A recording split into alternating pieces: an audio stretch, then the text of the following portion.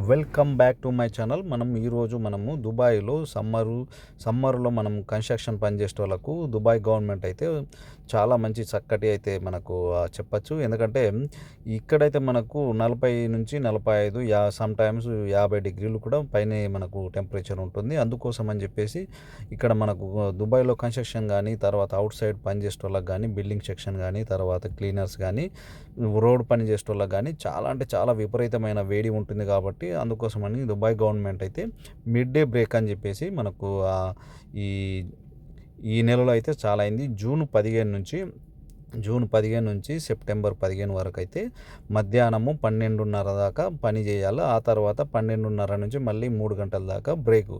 అంటే కొన్ని కంపెనీలు అయితే రిటర్న్ క్యాంప్కి తీసుకుపోయి మళ్ళీ రిటర్న్ తీసుకొస్తూ ఉంటుంది. కొన్ని కంపెనీలు అయితే అక్కడనే మామూలుగా వాళ్ళకు ఒక రెస్ట్ తీసుకోవడానికైతే పెద్ద ఒక మన క్యాంప్ తిరంగేసి అందులో అయితే ఏసీలు బిగించి అక్కడ ఉండడానికైతే వాళ్ళు సౌకర్యం చేస్తూ ఉంటారు. కొన్ని కంపెనీలు అయితే మామూలుగా నార్మల్గా 7 గంటలకు పనికి వచ్చే కంపెనీలు అయితే ఇప్పుడు కొంచెము 2 గంటలు 3 గంటలు ముందుకు, అంటే మనకు 5 గంటలకు డ్యూటీకి ఎక్కి 7 మన 12:30కు పని అయిపోయేటట్టు. కొన్ని కంపెనీలు అయితే నైట్ డ్యూటీ, అంతే ఆయా కంపెనీలను బట్టి రకరకాల మనకు వాళ్ళు డే షిఫ్ట్, నైట్ షిఫ్ట్ అని చెప్పేసి మొత్తం టోటల్గా వాళ్ళైతే కంపెనీ వర్క్ని బట్టి డిసైడ్ చేసుకుంటారు.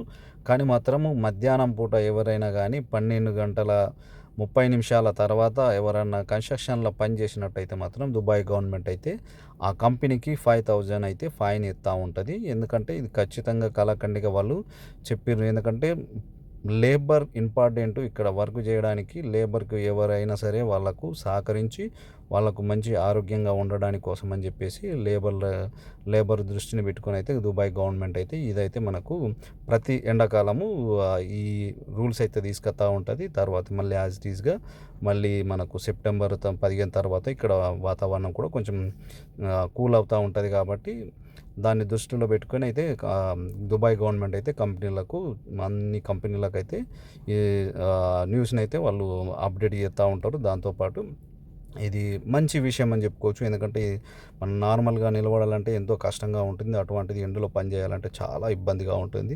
అందుకోసము రోజుకు 3 నుంచి 4 లీటర్ల వాటర్ అయితే తీసుకోవాలి. అది కూడా కొద్దిగా తీసుకుంటూ ప్రతి 10-15 నిమిషాలకు ఒకసారి మోతాదుగా తీసుకుంటూ తాక్కుంటూ మనం అయితే పని చేయవలసి వస్తుంది. ఒకేసారిగా మనం ఎక్కువ తీసుకున్నట్టయితే మన బాడీ లోపల మనకు నీరసం వస్తూ ఉంటుంది. కొద్దిగా తీసుకోవాలి. Thank you.